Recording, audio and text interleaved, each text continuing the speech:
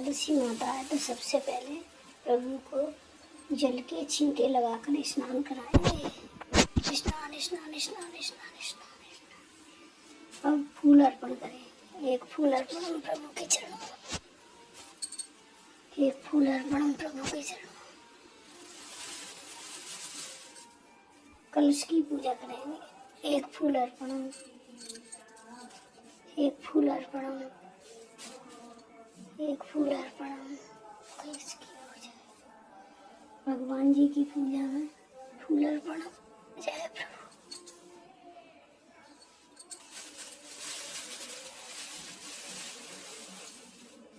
आज रमा एकादशी है ना, इसलिए रमा एकादशी की पूजा हो रही है। भगवान विष्णु की पूजा रमा एकादशी की दिन। जय प्रभु।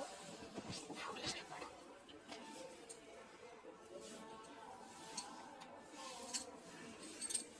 अब हम तिलक करें। जय प्रभु।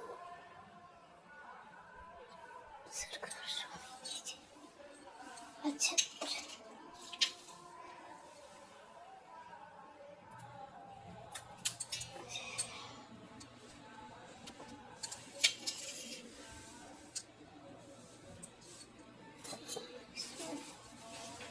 होम करेंगे। ओम विष्णुवे नमः। ओम विष्णुवे नमः। ओम विष्णु नमः। ओम विष्णु नमः। ओम विष्णु नमः। 5 बार। अभी हम भोग लगाएंगे मिश्री का, तो हम होम पे ही मिश्री का भोग लगाएंगे। ओम विष्णु नमः।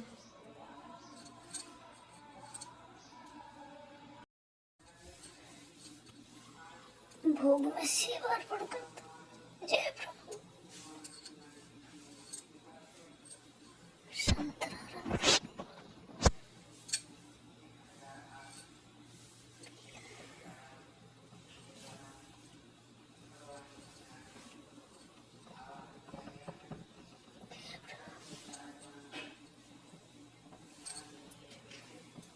अब हम कथा सुनेंगे, हाथ में पुष्प लेकर उनकी।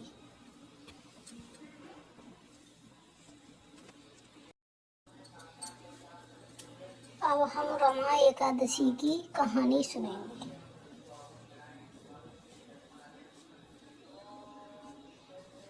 कार्तिक कृष्ण रमा एकादशी।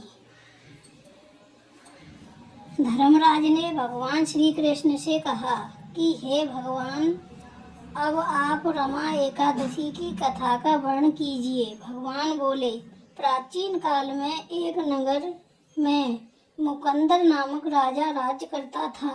उसकी प्रजा भी उसको बहुत चाहती थी। वह यज्ञ, तप, उपवास, व्रतादि में बहुत श्रद्धा रखता था। विधिपूर्वक व्रत करके एकादशी को सारी प्रजा से व्रत करवाया करता था। उस दिन वह पशुओं को भी चारा नहीं खिलाता था। राजा के चंद्रप्रभा नामक एक कन्या थी, जिसका विवाह राजा चंद्रसेन के पुत्र शोभन के साथ हुआ। शोभन एक दिन अपनी पत्नी को लेकर ससुराल गया। कुछ दिन बाद ही कार्तिक की रमा एकादशी का व्रत आने वाला था। इसलिए शोभन की स्त्री चंद्रप्रभा ने कहा, अपने गांव चले जाओ, क्योंकि 1-2 दिन बाद एकादशी का व्रत आने वाला है। मेरे पिता की आज्ञा से इस दिन सारी प्रजा व्रत करे। जो नहीं करता है वह भारी दंड को पाता है।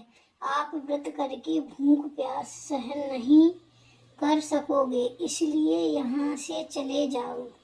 जाना ही ठीक है। शोभन ने कहा कि मैं यहीं रहकर व्रत करूँगा। एकादशी के दिन शोभन ने व्रत किया और प्यास न सह सकने के कारण वह मर गया।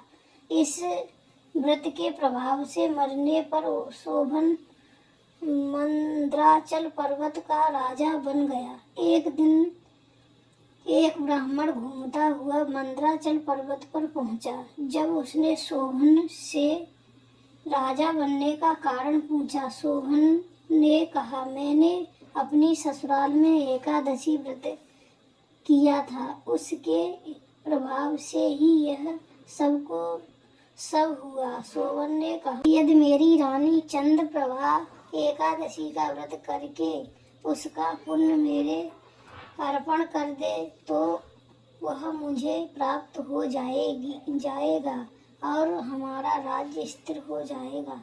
ब्राह्मण ने जाकर रानी को सब हाल कहा। उसने रमा एकादशी का व्रत किया और उसका फल अपने पति को अर्पण कर दिया। व्रत के प्रभाव से प्राप्त हो गई, वह उनका राज्य स्थिर हो गया। इस व्रत के प्रभाव से सब सुखों के साथ राज्य प्राप्त होता है। बोलो एकादशी माता की जय। बोल एकादशी मैया की जय।